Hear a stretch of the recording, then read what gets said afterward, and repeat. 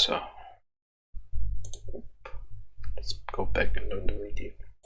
I got this thing that makes me so I can go on other people's YouTube channels, and I look at them, and I look in the comments of their videos, and I see things like, "Why are you trying to copy Cryer?" Or "You're just some kind of wannabe," or things like that. Who the fuck do you think you are? No one's trying to copy anyone. There would not be so much interest in these statements as they were somewhat normal, with creators venting some of their smaller frustrations and requesting their audience to act appropriately. That's normal. Like, if let's say if I ever get big enough a community, if my community starts fighting with another community, I would say like, guys, this isn't like a high school. Like, that's normal, I think. Became notable when it continued in further Cryaotic talks, venting about things that annoy him combined with his vague requests to viewers. Vague requests like asking viewers not to fawn over him, yet is something he was encouraging through the act. That's kind of odd. In hindsight, it was kind of odd that he asked not to do that. Yeah, it was kind of really weird. Not one-off comments, but various chats over the internet with a demographic of teenage girls that would often give him praise. And, yes, while it's flattering, it's... I don't want... Guys, never respond to flatter like this. You guys freaking out all the time, you know? Like, what's wrong with, you know, having a head-to-head conversation instead of... That's where it all went wrong, I think. Fanning yourself and freaking out over me just saying, hey. This reveals... He started to think like, he saw himself still as a normal person, not as a creator. I think. Like, yes, you can talk to fans, yes, you can talk to people, but when you're a creator, you have a certain responsibility. Because your word has meaning, a lot of meaning. It can ruin lives, sometimes. In a way that he does not understand the standard perception of viewers and creators. Viewers don't see the true form of a creator and only see the perception everyone sees online. That is not unique. Exactly. That's exactly my point. When every creator, like, if every creator would interact the way he did,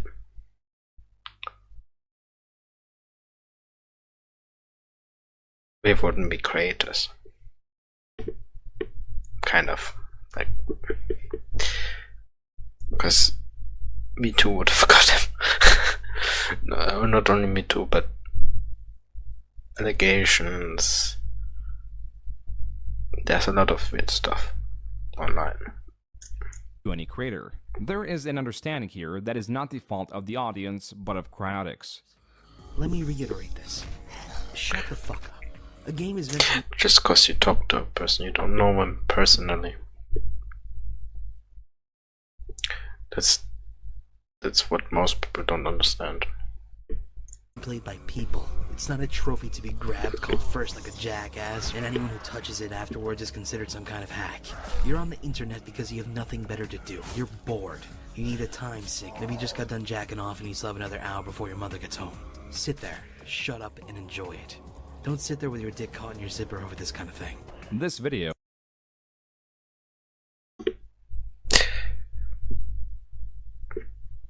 I don't want to say anything about that. with the thumbnail that says "shut the fuck up" is another great example of his lack of understanding of both the thought process of children that watch him and how to dissuade the larger audience from repeating the actions of accusing other creators of copying the ideas of game series. This is represented by his aggressive stance that tries to shun those viewers rather than help them understand their errors. But at the time, his openness of expressing his emotions was looked upon positively, and to give more reason to these reactions, it was viewed positively because in the internet the viewers be authentic, and at the time people bought that, like, you can be rude like him, you can be rude, like, can you say shut the fuck up to our people on the internet, because the culture back then was like, most people were like anonymous and they could say anything they wanted because they had no repercussions. Nowadays it's a bit different. Was slight leaks of his life at home that amplified those negative feelings. Take for example his Tumblr. The very first post available insinuates his mother is a drinker, but not to what degree. Quote, "It is done now, I feel powerful. Like my mother after several boozeries. Excellent." I wouldn't post something like this on the internet for several reasons. Because you make yourself like vulnerable on the internet, and that's always a bad thing. Like, when you're vulnerable like this, people will take advantage of you. Unquote. There are other posts that show more of the state of Cry. Recalling the video where he discouraged viewers from putting him on a podium or the flattering messages that he gets, here in this Tumblr post is a comment of a fan saying, "Every time Cry giggles, my ovaries implode." Cry responds, "God, you must be in so much pain by now." The fan posts an additional comment of the same theme. But it doesn't stop here, because this YouTube comment was placed on her Tumblr, and Cry once more responded to it on an additional platform. Though Cry seemed to put on the facade of discouragement of his audience and audience's sexualization, he was encouraging these comments by responding to them and promoting them. Though he did change these habits slightly, other areas saw scrutiny because it is a fact, proven by Cryaotic's sharing of his own statistics that he has an audience that are mostly made up of teenage girls. Yet he did things like sell this pillowcase that simply says, "Let's cuddle." Relatively, that isn't controversial when compared to the thong he was also selling.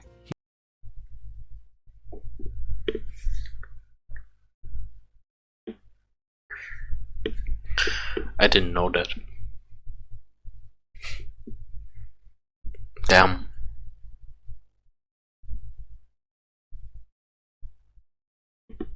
I'm shocked. He discouraged fans from posing with these items as well. While it was not obvious at the time, Cryaotic was quite the troubled person. On his YouTube, he at times made update videos being open about his poor mental state and how that is affecting the production of his videos without divulging the problems and specifics about his personal life. Let's just say, I got a lot of stuff on my plate right now, and I need to finish eating all of it. I mean, posting your mental health itself, like your updates on your mental health itself, isn't bad. What's bad is the kind of crowd you get by doing that. What you post is what you attract, you know? This meal that my life has put on my plate before I can go on to the next plate, which has jolly, sweets on it instead of moldy cabbage. To find out what was happening, we can look at his Tumblr and examine this post that was released a month prior to that update video. Here he reveals he was raised by a single mother for as long as he could remember. A mother that had a constant battle with depression, where he would have to hide her medication to prevent her from doing something drastic. And no matter what attempts he or his siblings made to show her love, she always sought out a different form of love from other countless men. Men that treated his mother, and to that extent, the entire family poorly, until one man committed to a relationship that turned into a marriage and a stable household, and then arguing started between his mother and his stepfather. The difference this time is Cry claimed often people say it's like when you marry again, you're supposed to be better than the previous partner. But that's kinda it's not a good expectation. If your partner was actually good to you, and your new partner has to live up to that, he has to be even better. That creates like a cycle. You cycle through people like cheese steak, not a cheese steak, meat grinder, that's the better term. And I think, and emotionally, if you have many partners, you also value yourself less, because you have had many partners, men and women included. Like, it's not only for women like this, it's also for men like this. to have found some solace in that they purchased a home and it had some seclusion to the arguments whenever they started up, only for the relationship to seemingly end when it was revealed that his stepfather had been cheating. The last section. Yeah, that's bad.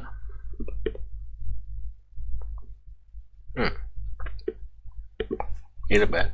Will be read through Cry's words, as that is the best way to capture his perspective on what happened. Quote, the biggest question that ran through the boy's mind, the most confusing thing of it all, he continued to ask himself, why would a man come into the life of someone only to absolutely destroy her, to further crumble a... That's the thing, that's not the intention.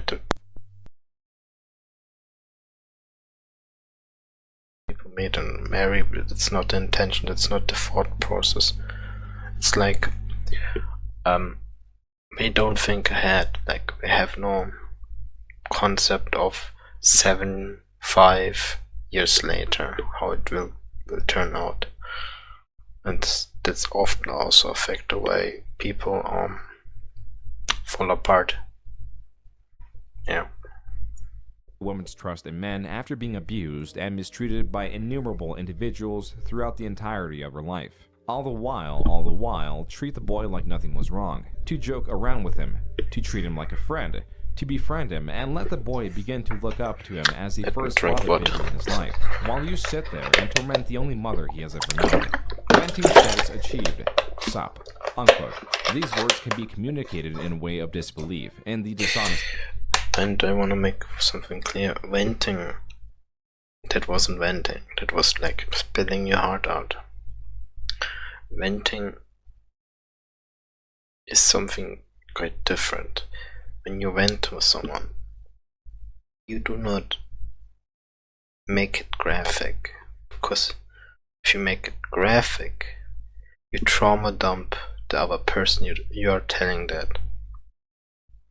Basically, you trauma dump your fan base if you're a creator, and that can lead to problems later. Of people, and that they are able to break the failed trust of their partners and mask their transgressions with those that they appear to be honest with. The irony of these words would ring painfully in Cry's future. As for his own relationship, he and the late night crew brought on the last established member known as Snake, a nickname brought on through his deep voice that is similar to that of Solid Snake in the game series Metal Gear Solid. The late night crew, as it was, would consist of Cry as the main host, Russ Money that bounced off well with Cry's comedy, Scott Jund that had a similar personality, and Snake that laid back demeanor did not detract from the stream, but added an element of professionalism and dry humor. Though various other characters would pop in and out like Cry's girlfriend Cheyenne or Russ Money's girlfriend, simply known as Red. Now in 2013, viewers could look forward to the weekly Saturday streams starting at around 10 PM and ending early Sunday morning. These were scheduled in a way that they would play a lineup of games and have what they called a wind-down hour, where the gameplay, if there was any, was more relaxed as to transition to a calmer state and help the audience fall asleep even during the stream. These streams were far outshining his presence on YouTube. The same could be said for the members involved. It is fair to state, on the surface level, they had a successful operation going. Rust Money specifically, through the streams, was able to find a more stable life as he was revealing his prior home life to be possibly worse than Cryaotic's. The community could grow more attached to these characters and find some solace in their own problems from those that they saw understood them. Yet Cryaotic could not contain his emotions, or at least was not in control of them. This is likely why his anger or sadness often bled into his Cryaotic's videos. And even though his channel had grown tremendously from over 100,000 subs to nearly 900,000 in the span of the year that showed he grew as a creator, he was not growing a better understanding of his status as an online personality. The more you grow on YouTube or any platform, the more deranged audience members make themselves known. And there is a good possibility that Cry was getting harassed through emails due to a lack of response from these members. That's the next thing. Next thing, the bigger you are, the less you can talk to your own community, because the crazy people, some of your crazy people are also in the community, and they can destroy that community if you talk too much to your community because they feel jealous. Members. Instead of ignoring these or blocking them as most creators would have, he made it Cryaotic, I'm not your fucking puppet. There's too many people for me to get my personal input on, so here, just take it. Everyone can have it. Everyone can get some. Here, just have it. Just take it. Here you go. Happy birthday. Merry Christmas. Happy Kwanzaa. Happy Hanukkah. Happy New Year. Merry Halloween. Happy Easter. Happy every other holiday. Congratulations on the event. Good job. I'm proud of you. I'm not proud of you. Grow the fuck up. Hi. Shout out to you. Good. Maybe next time. No. I don't fucking care anymore. I'm sorry you feel lesser of me as a person because I can't respond to your emails. There are way too many people to humanly respond to, and if I don't respond to a few of them, they get royally pissed off and start a riot. Fuck that! I apologize for being one fucking person who has flaws of his own. There, it's done. Just fucking hell.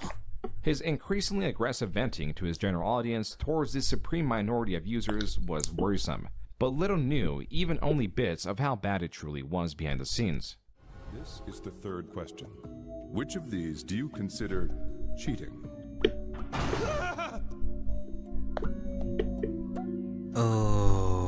Oh. Which one? You know what? Gonna have to go with this. This one? That's just the way my brain works, man. If you love somebody I don't know. and you say you love somebody else, then you a fucking asshole. But if you love somebody and you Which one? fuck up because you bang somebody else, then you're a fucking asshole, but you don't love somebody else at the same time, so This one? it's a little lesser, but it's still pretty bad. Okay. What do we got for that question?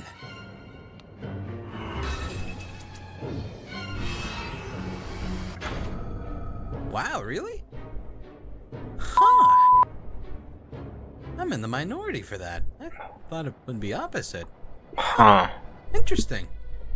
That means I'm gonna get yelled at later. Fuck yes. That was a clip of Cry playing the video game Catherine that would get more attention throughout the years. In the clip, Cry decides what is morally worse for him, between physical cheating or emotional cheating that can involve intimacy shown through non-physical acts. And though Cry was repulsed, even by just the concepts, it turns out he was cheating on Cheyenne, his girlfriend at the time. The person he was cheating with was kicked and barred from ever coming on the stream again. Sometime after this, Cheyenne and Cryaotic broke up, but no one knew the entirety of the depths of Cryaotic's depravity, because as Russ found out through his girlfriend Red, as she admitted to Russ, she was flirting with Cryaotic while Cryaotic was dating Cheyenne. Russ took Red's word for it and believed it to only be friendly flirting. And this is all Russ knew. In reality, while this was another case of emotional cheating online, Cryaotic and Red went as far as to commission an artist within their own community of friends to draw them having sex. Russ didn't know this, of course, but the distrust in Cryaotic was So what? So he Cry commissioned an artist to draw. Wait.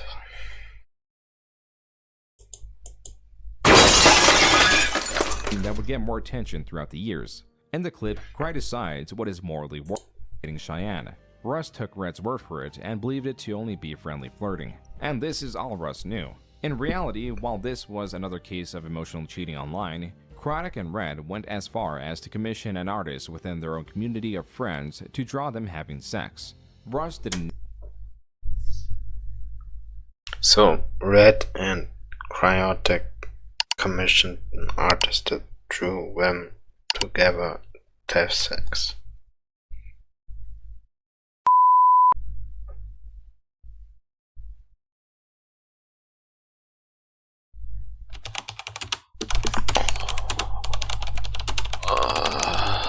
Okay. That was my favorite creator at the time when I was like a teen. Damn. Know this, of course, but the distrust in Cryaotic was now there, and his relationship with Red wasn't because he broke up with her in 2014. Also recorded in late 2014 was this update on a small hiatus Cry was taking due to an illness, and thus Russ was delivering it. That matters not. What matters are the last couple seconds that were likely meant to be cut out. Guys, hopefully I'll be good to go on Monday. If not, I'll work on not fucking up the recovery process even more than I already have. Good luck. Good shit. Whatever, I'm done. I'm out of here. I'm leaving. Fuck this. Have me do this shit again. That may have been genuine frustration at what happened. But just like Russ didn't know how far Red and Cryaotic went in terms of cheating, no audience members knew anything going on behind the scenes. Outwardly, there was no discussion of cheating, and the group continued to stream and move on with their jobs, while holding these secrets that through different communications knew only selected pieces of information. Except for Cryaotic, of course, who despite massive growth in 2014 with more collaborations with titans of YouTube like PewDiePie, found it difficult to even complete the most minor of tasks. It became apparent that he had commitment issues, and not just with relationships. On May 1st, he announced he was going to be voice acting in a video game that was in the middle of being crowdfunded. Just 2 days later, he was crumbling under pressure as he was venting through this video. When you're in a position like mine, you either gotta learn to, forget all that, don't sign up for everything that you can't handle, or be able to manage your time properly. I can't do any of that. I'm working on it, but my personality's not exactly, up to par with this kind of thing. I'm still learning. That's who I am. I got faults. Everyone has faults, but my faults are pretty stupid sometimes. Unexcusably so, but hey, it's... So he kinda hinted at it, huh? That's how people are, I guess. His complaints about his channel were becoming frequent, like in this video, saddened about even the thought of the loss of his audience and interest in him. I'll see you later. Tomorrow. And the next day. And the next day. And then I think one more day. And then... You're gonna get tired of me eventually. Just wait for that to happen. Okay. That video was uploaded June 10, 2014. Just 3 days later, he made another video with a similar attitude. This time, he was lamenting the growth of his audience and the loss of communication he could have with a smaller one. Everyone, felt like, they were all part of the whole shebang. It was awesome. It was really fun. But now it's just flooded with, I want to suck your dick, and... What do you expect? Yeah.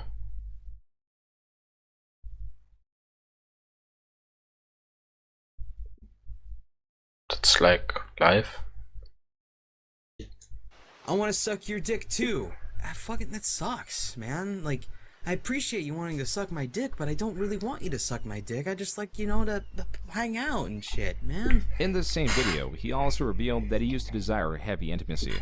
When I was younger, being a young boy and all, going through school and all that other stuff, I used to have wicked confidence issues just because, with other people, they got all those people being like, I love you, I love you too. I had a few of those, but you know, a lot of other people had a lot more, and I was just like, God, man, I want to be that guy. Even with his personal... Just for your entertainment, I didn't had any of that. Anyways. setbacks, he was still uploading, but not innovating. Even so, his channel in 2015 surpassed 2 million subscribers. Yet PewDiePie in the same year reached 40 million and was established as the largest channel on YouTube. Also up in the ranks were similar channels like Markiplier and Jacksepticeye, but no Cryaotic. By 2016, he couldn't even commit to completing a Let's Play series. This was probably better for him, as he did seem to like having a smaller audience, or at least the benefits that came from having one. But his procrastination and lack of perceived progress in his personal life is something that continued to plague him. My general is going to bed at about 9 to 10 a.m., waking up at about 5, sometimes even 8 o'clock at night, procrastinating, playing some Hearthstone because I have no life, wondering why I'm not doing anything, and procrastinating a little bit more until I finally get some recording. Guys, pro tip. If you feel like procrastinating, write, draw. That helps. Make music. Don't play games when you procrastinate. Recording done, do some editing, and then stay up for a very long time while things render, go to bed, and the cycle continues. Hopefully one of these days I stop doing that, but yeah, that's where the mindset is right now. He would not stop doing that, and his mental state, by his own admission, seemed to be getting worse. He did While not he was stop announcing a that. Twitch panel of the late night crew that was becoming a yearly thing, he never attended in person to keep his anonymity, but was present through an online voice chat.